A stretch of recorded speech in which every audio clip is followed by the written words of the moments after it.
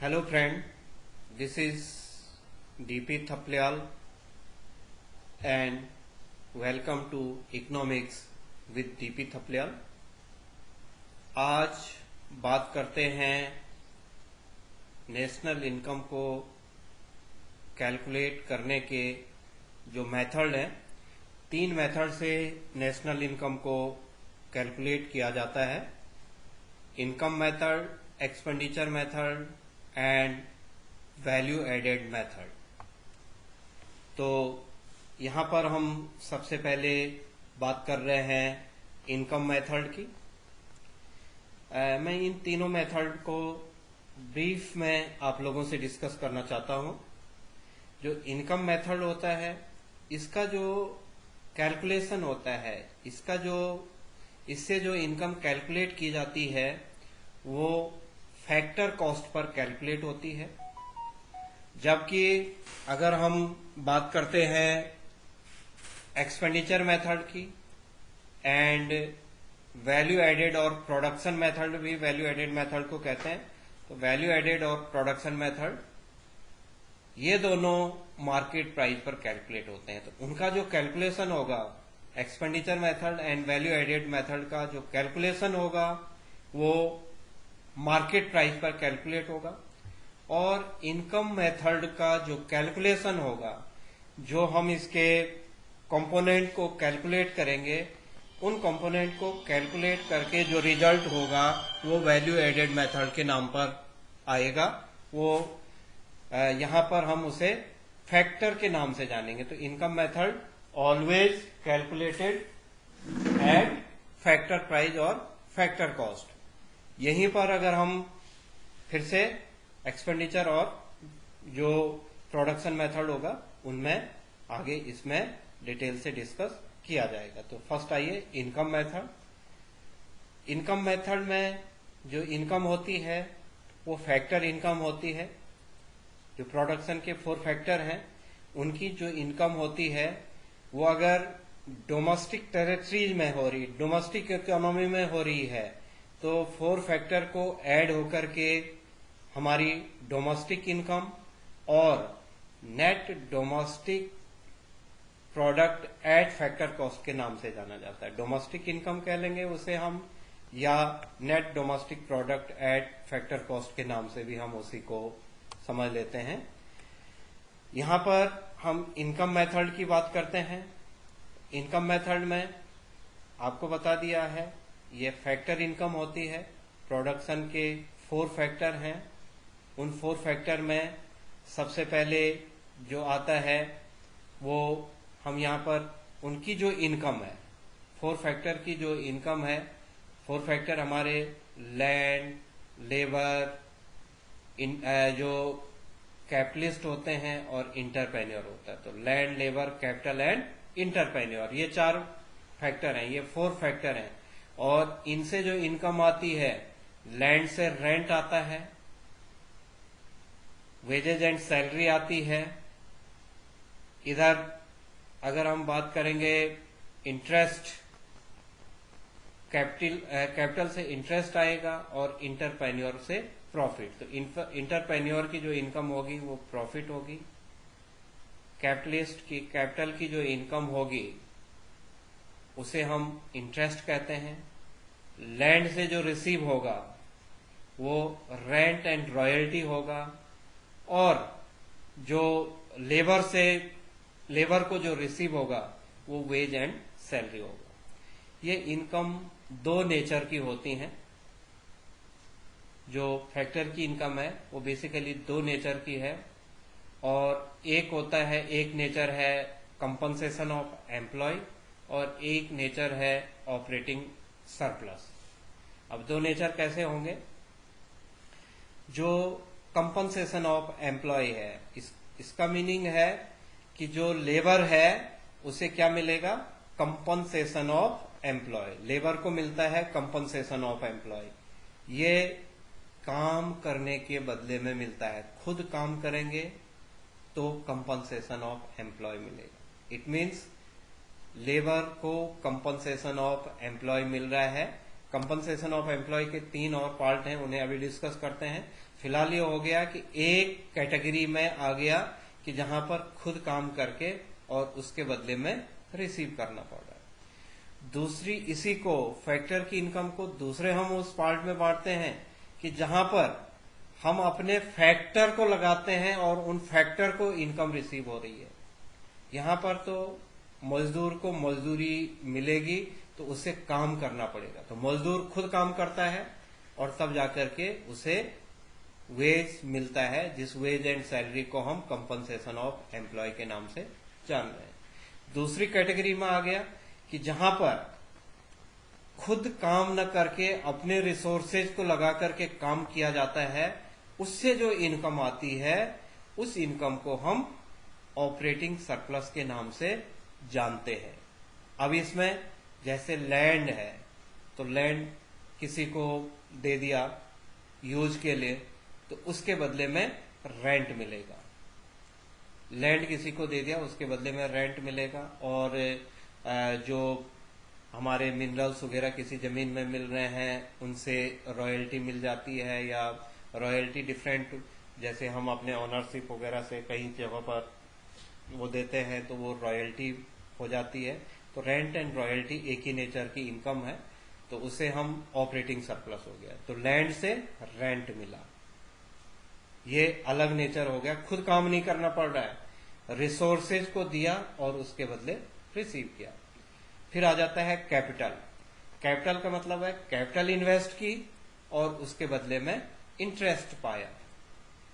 और तीसरा होता है इसमें इंटरप्रेन्योर, जो प्रोड्यूसर होता है। तो प्रोड्यूसर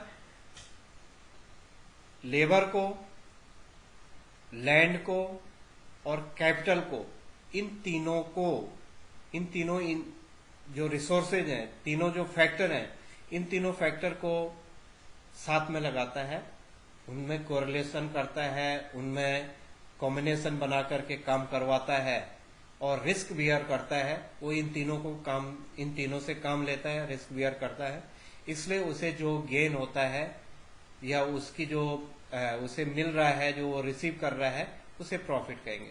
तो ये तीन एक नेचर की इनकम ऑपरेटिंग सरप्लस में आ जाएगी, जिसमें खुद काम न करके अपने रिसोर्सेज के थ्रू काम करवाया जा रहा है, तो ऐसी इनकम ऑपरेटिंग सरप्लस में आती है।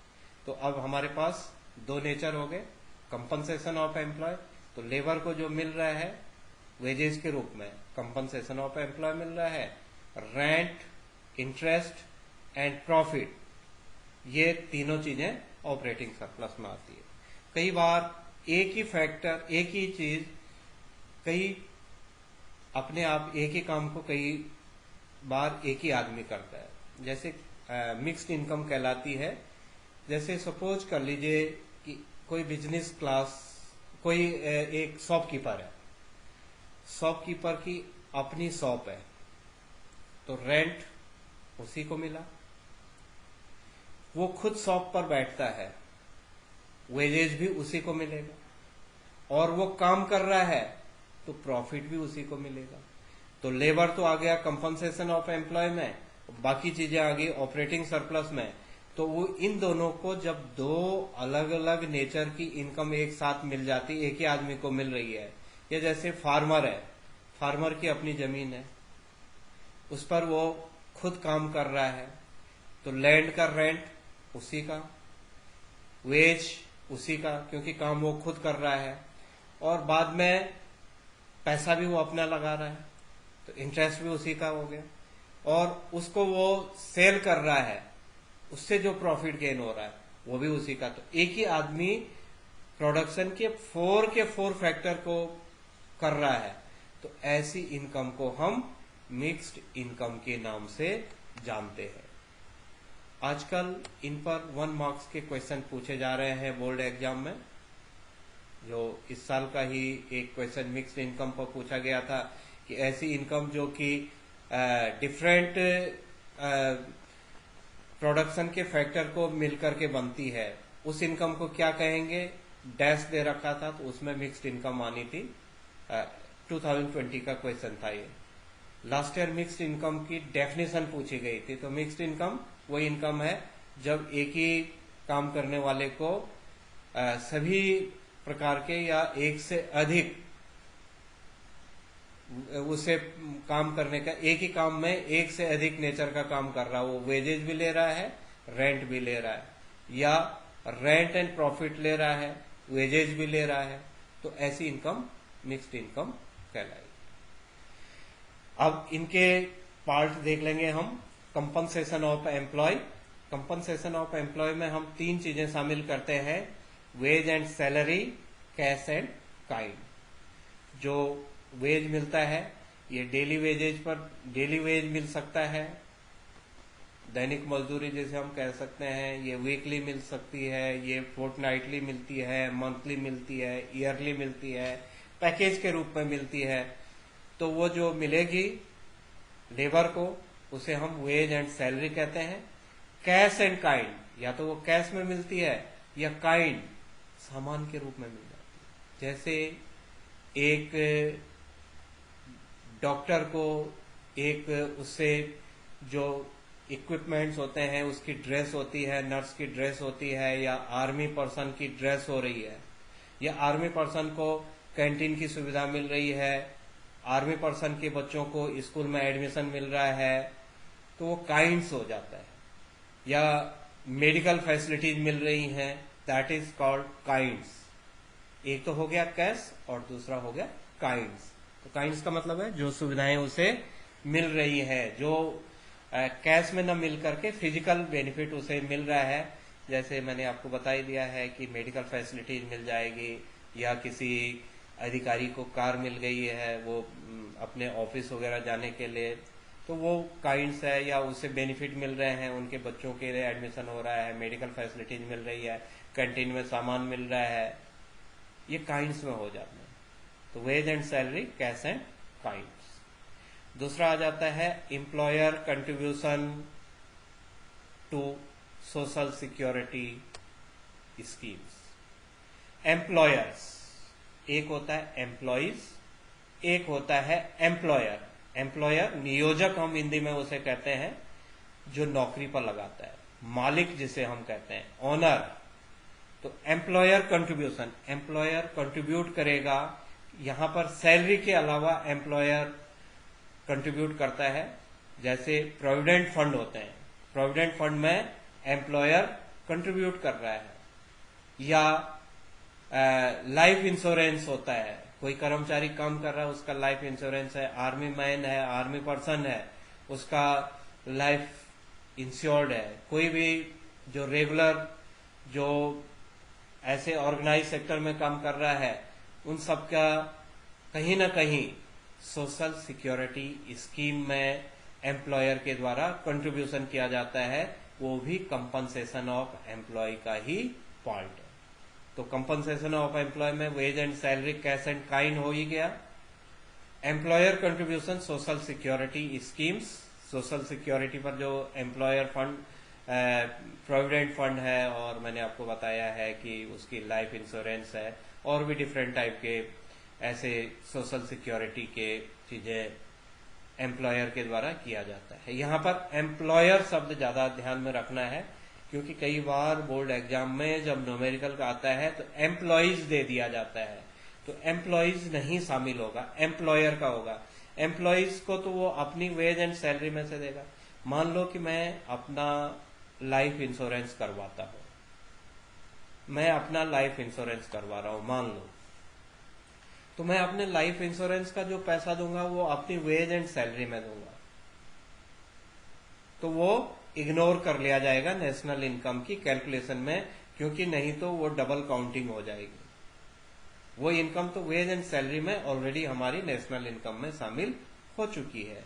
यहां पर मैं उसे खर्च कर रहा हूं, मिली हुई इनकम को जो मैंने रिसीव किया उसी को एक्सपेंडिचर कर रहा हूं, इसलिए वो फिर से नहीं आएगी। लेकिन अगर एम्प्लॉयर ने किया, अगर मेरा लाइफ इंश्योरेंस मेरे एम्प्लॉयर ने किया तो वो एडिशनल हो गया। वेज एंड सैलरी तो दे ही रहा है, ऊपर से लाइफ इंश्योरेंस भी कर रहा है, प्रोविडेंट फंड में पैसा भी डाल रहे हैं, तो वो भी कंपनसेशन ऑफ एम्प्लॉय का पार्ट है। तीसरा आ जाता है पेंशन ऑन रिटायरमेंट। रिटायरमेंट के बाद पेंशन फंड होता है बिफोर 2004। 2004 से पहले ज़्यादातर जो गवर्नमेंट सर्विसेज में काम कर रहे हैं लोग वो पेंशन ऑन रिटायरमेंट लेंगे। आफ्टर 2004 कम जगह है, कुछ जगह है, ज़्यादातर जगह पेंशन व्यवस्था नहीं है, लेकिन उससे पहले की पेंशन व्यवस्था है जो 2004 से पहले जॉब में आ चुके थे। तो ऐसे जो पेंशन ले रहा है रिटायरमेंट के बाद वो भी कंपनसेशन ऑफ एम्प्लॉय का पार्ट है। यहाँ पर फिर से बोर्ड एग्जाम में कई बार इस चीज को थोड़ा सा घुमा करके पूछ लेता है वो आइटम्स में। यहाँ पर अब पेंशन ऑन रिटायरमेंट बोल रहे हैं।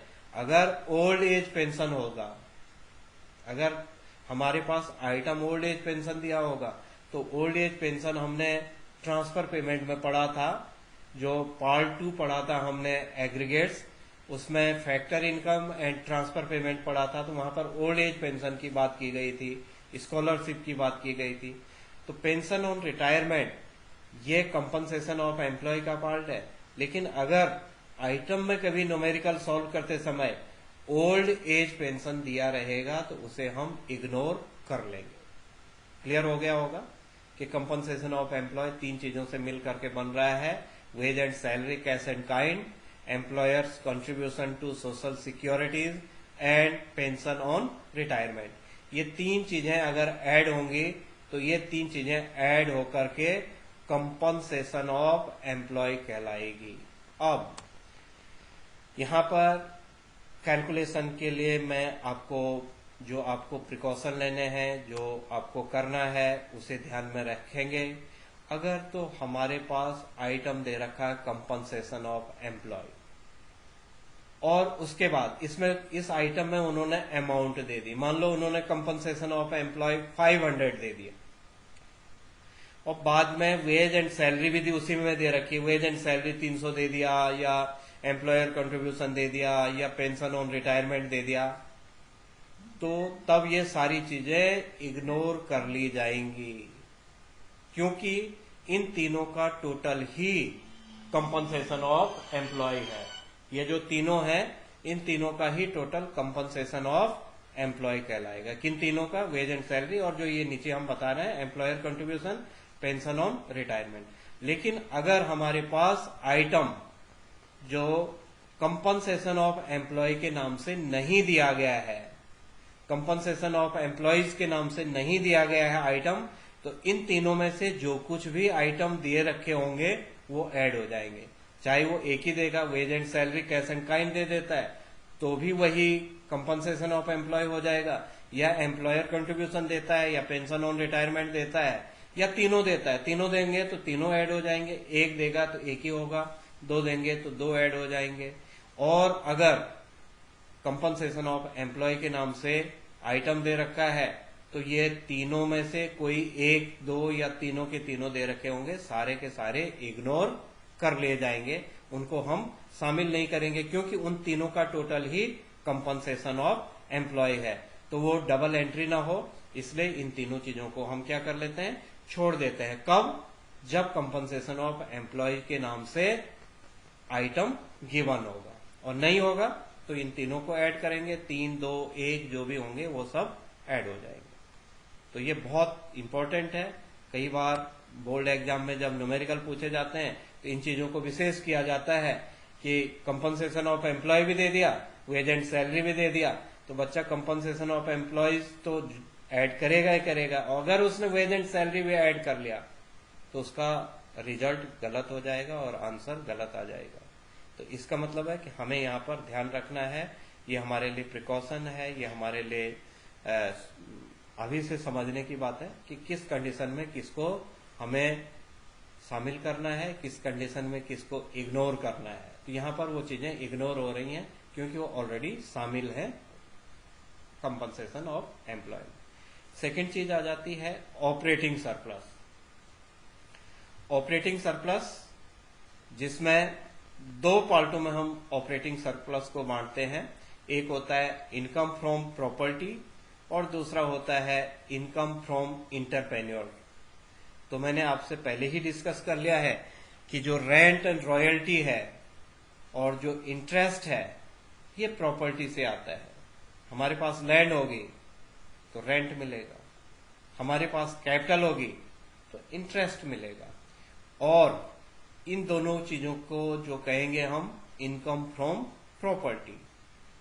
इसके अलावा इनकम फ्रॉम इंटरप्रेन्योर को जो मिलता है उसे हम प्रॉफिट कहते हैं। इंटरप्रेन्योर जो रिसीव करता है उसका नाम प्रॉफिट होता है। प्रॉफिट के 3 पार्ट होते हैं।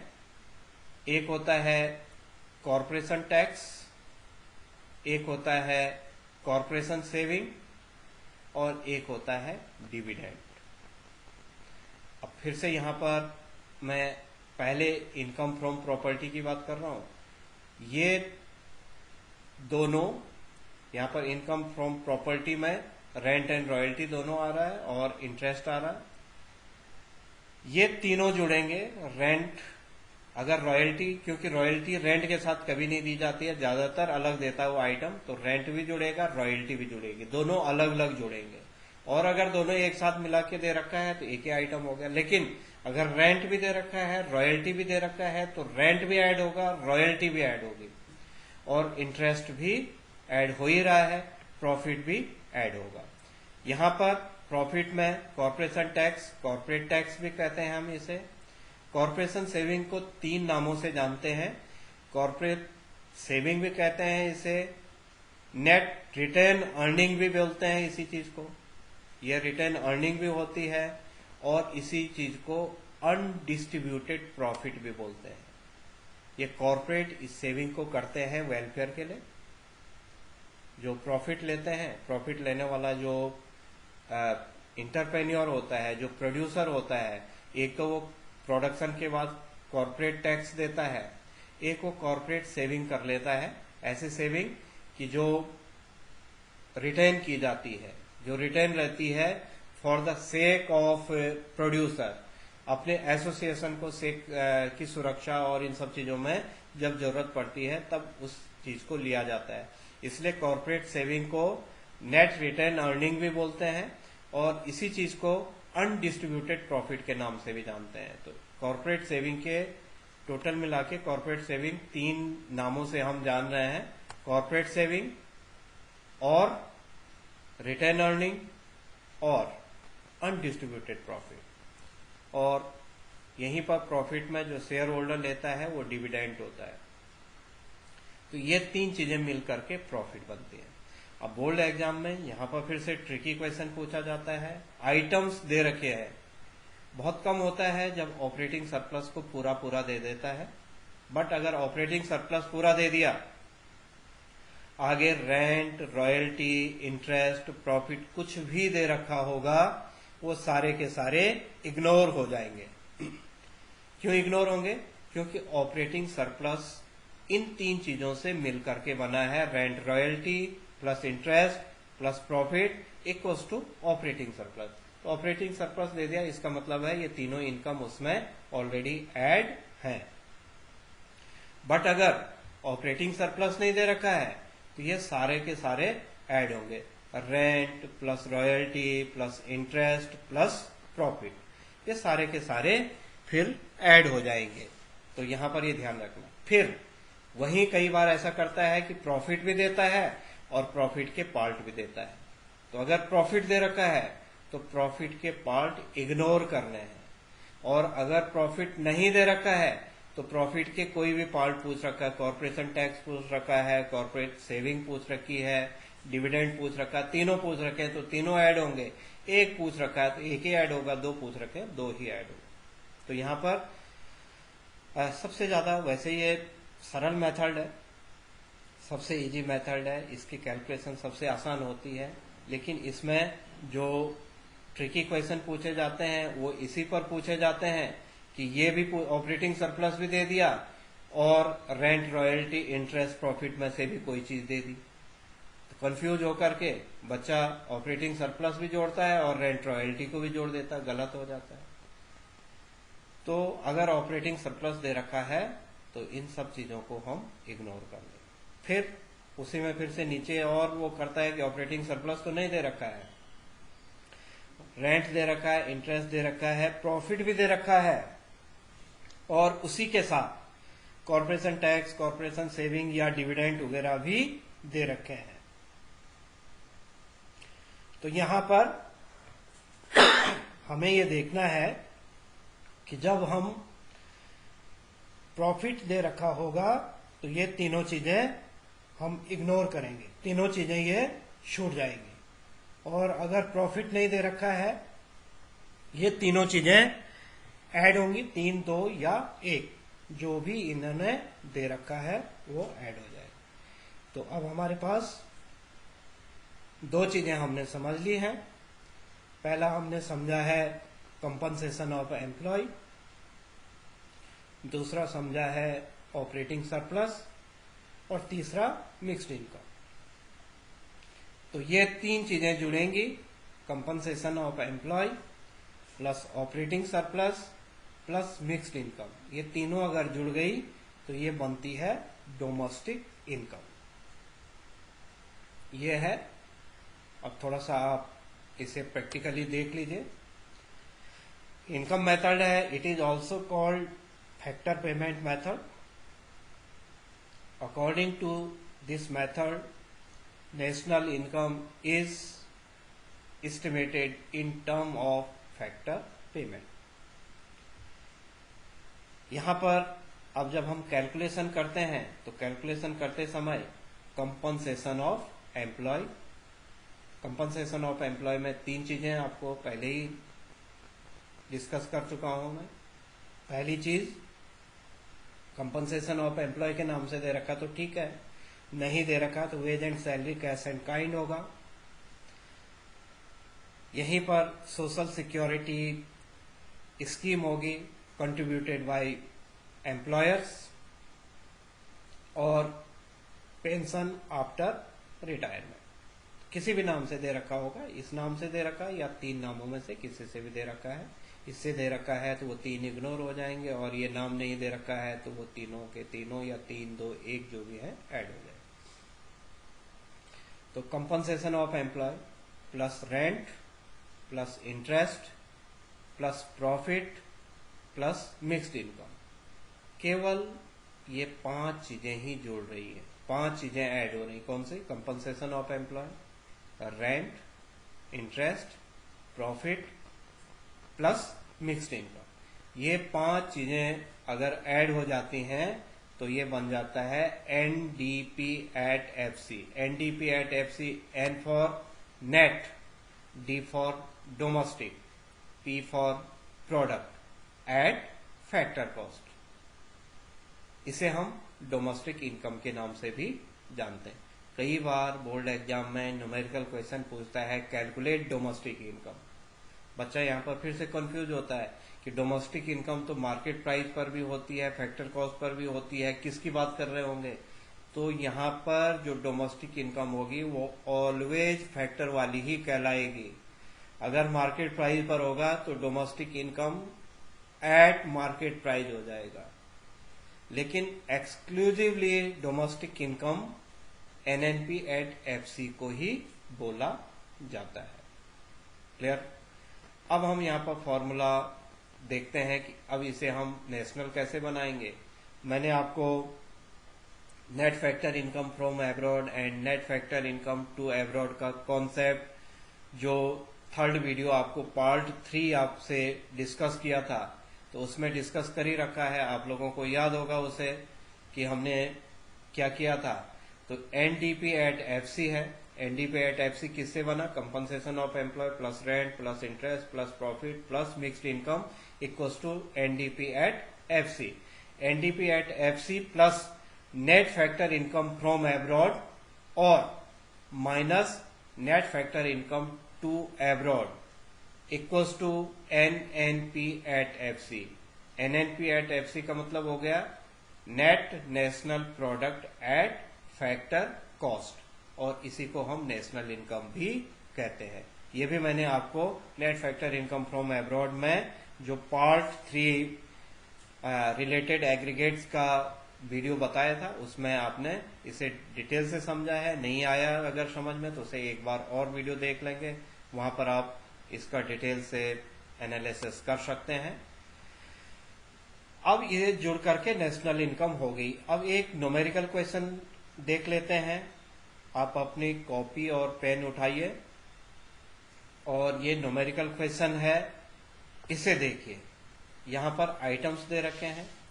ये बोर्ड एग्जाम में पूछा गया क्वेश्चन है, कुछ समय पहले पूछा गया क्वेश्चन था। ये जब सीबीएसई फॉरेन 2013 में पूछा गया था ये क्वेश्चन। ये थोड़ा सा सरल सा क्वेश्चन है, इसलिए आपसे मैं इसे डिस्कस कर रहा हूँ, क्योंकि पहले इजी क्वेश्चन करेंगे तो सॉल्व करना आसान हो जाएगा, धीरे धीरे थोड़ा सा टेक्निकल क्वेश्चन करेंगे तो आसान हो जाता है। इसलिए मैंने जो पहला क्वेश्चन रखा है वो बड़ा आसान सा रखा हुआ है, और आसान होने के कारण आप इसे आसानी से देख सकते हैं। तो आइटम्स में देखिए, net export, compensation of employ, rent, dividend,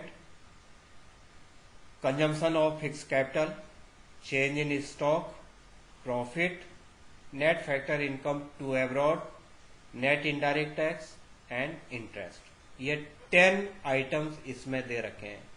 अब हम सबसे पहले देखते हैं कि हमने फैक्टर इनकम पकड़ी है, और फैक्टर इनकम में 4 फैक्टर की हमने बात की है।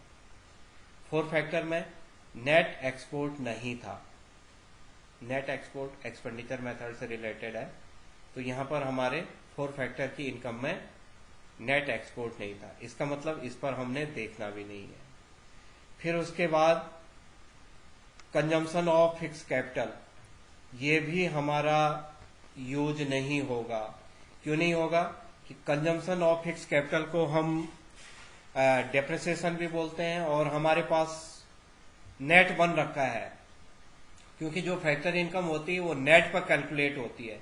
जब नेट पर कैलकुलेट होगी तो कंजम्पशन ऑफ फिक्स कैपिटल का कोई यूज नहीं रहेगा। अगर ये ग्रॉस रहता तो माइनस कर लेते हम कंजम्पशन ऑफ फिक्स कैपिटल, लेकिन जो फैक्टर की इनकम होती है वो नेट होती है, इसलिए जो कंजम्पशन ऑफ फिक्स कैपिटल या इसी को डेप्रिसिएशन कहते हैं, ये भी हमारा यहाँ पर इग्नोर हो जाएगा, इसका भी यहाँ पर यूज नहीं है।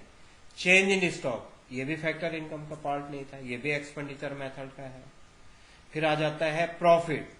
यस, प्रॉफिट किसका पार्ट है? फैक्टर इनकम का पार्ट, तो प्रॉफिट आ जाता है। Net factor income to abroad, ये तो आप जानते ही हैं कि कोई भी चीज, चाहे वो फैक्टर पर है, चाहे वो मार्केट प्राइस पर है, किसी पर भी है, कोई भी चीज डोमेस्टिक नेशनल तभी बनती है जब net factor income from abroad को प्लस किया जाता है, टू एब्रॉड को माइनस किया जाता है। तो यहां पर क्या है? Net factor income to abroad है। Net factor income to abroad है, तो टू एब्रॉड है, इसका मतलब क्या होगा? माइनस होगा, डोमेस्टिक इनकम में से माइनस होगा। और अगर ये फ्रॉम रहता तो ये ऐड हो जाता, लेकिन ये टू है इसलिए माइनस हो जाएगा। फिर नेक्स्ट जो आ जाता है 9 आर्टिकल जो है वो है नेट इनडायरेक्ट टैक्स। तो नेट इनडायरेक्ट टैक्स ये भी फैक्टर इनकम का पार्ट नहीं है। Net indirect tax market price का है। ये मैंने आपको पार्ट 4 में या पार्ट 3 में जो national income and it's aggregate के पार्ट 3 बताया था, उसमें नेट इनडायरेक्ट टैक्स को डिटेल से डिस्कस आपके साथ किया है। वो भी फैक्टर से रिलेटेड नहीं है, ये मार्केट प्राइस से रिलेटेड है, और हमारे पास जो कैलकुलेशन हो रही है वो फैक्टर पर हो रही है। और फाइनली 10th आर्टिकल जो आप 10th आइटम जो है वो इंटरेस्ट है। तो इंटरेस्ट हमारा क्या होगा? इंटरेस्ट हमारा फैक्टर इनकम है। तो कैलकुलेट करिए।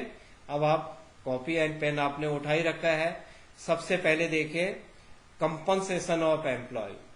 कंपनसेशन ऑफ एम्प्लॉय कितना है? 6000। फिर उसके बाद आ जाता है रेंट। रेंट कितना है?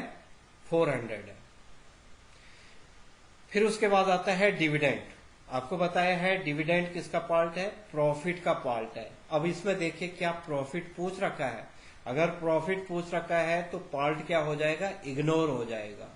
यस, प्रॉफिट क्या है? 7 नंबर आइटम में प्रॉफिट दे रखा है, तो डिविडेंड क्या हो जाएगा?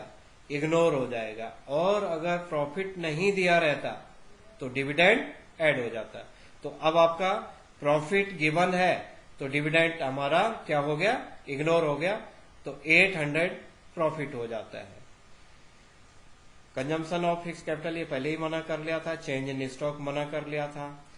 एक चीज और अब हमारे पास लास्ट में है इंटरेस्ट प्लस इंटरेस्ट। तो अब हमारा बन गया compensation of employ plus rent plus profit plus interest, इन सब का टोटल बनता है NDP at FC, net domestic product at factor cost. किस किस का बना, compensation of employ plus rent plus profit plus interest equals to net domestic product at factor cost, NDP at FC, plus net factor income from abroad होना है, लेकिन यहां पर to abroad है, तो minus net factor income to abroad.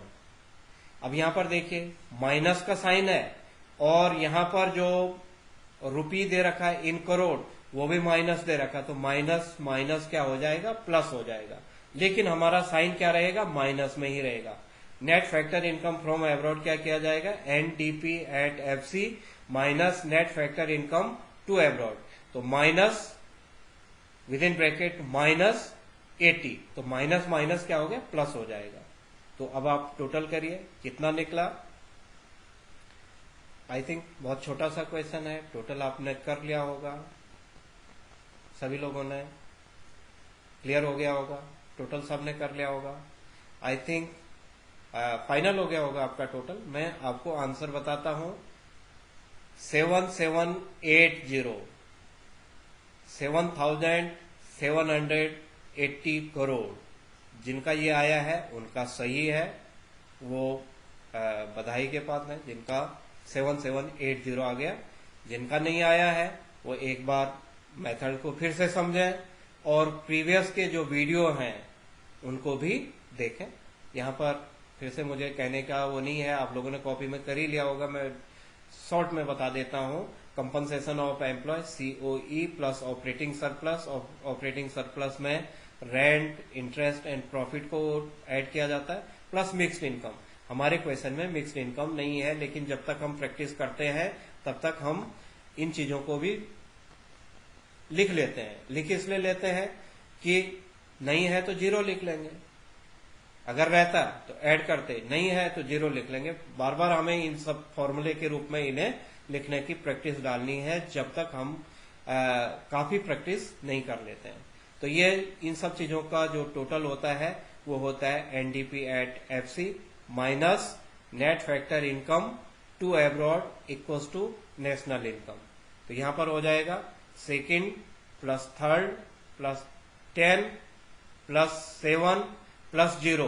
Plus zero मैंने वो किया है मिक्स्ड इनकम का किया है, प्लस जीरो जो है वो मिक्स्ड इनकम का है, वो हमारे पास है ही नहीं। जब प्रैक्टिस हो जाएगी तब हमें वो प्लस जीरो करने की जरूरत नहीं है, मिक्स्ड इनकम लिखने की भी जरूरत नहीं है। माइनस यहां पर 8 आइटम, तो ये था 6000 प्लस 400 प्लस 500 प्लस 800 माइनस 80, तो माइनस माइनस प्लस हो गया, 7780 करोड़ हो गया। तो इस टाइप से आपको इनकम मेथड के क्वेश्चन बोर्ड एग्जाम में सॉल्व करने हैं। लगभग हर साल इस पर कभी इनकम एंड एक्सपेंडिचर मेथड का क्वेश्चन 7 पूछ लेता है, कभी इन पर डेफिनेशन पूछ रहा है 1 मार्क्स की, कभी 6 नंबर के लिए, कभी 4, 3, 4, 6, 3, 1 मार्क्स के लिए डिफरेंट वे में इनसे क्वेश्चन फ्रेम हो रहे हैं। आई थिंक आप लोग इसे अच्छे ढंग से अंडरस्टैंड कर गए होंगे। कुछ प्रैक्टिस क्वेश्चन आपको फिर से करवाएंगे, इसमें कुछ प्रिकॉशन भी होती हैं, लेकिन प्रिकॉशन मैं इसमें बाद में करवाऊंगा। आप लोगों ने वीडियो वॉच किया, वीडियो देखा, आपका यहाँ पर थैंक यू। और आप प्रैक्टिस करते रहिए, जहाँ पर समझ में नहीं आएगा वीडियो को फिर से देखें, और जरूरत पड़ेगी तो इसमें जो प्रैक्टिस के क्वेश्चन हैं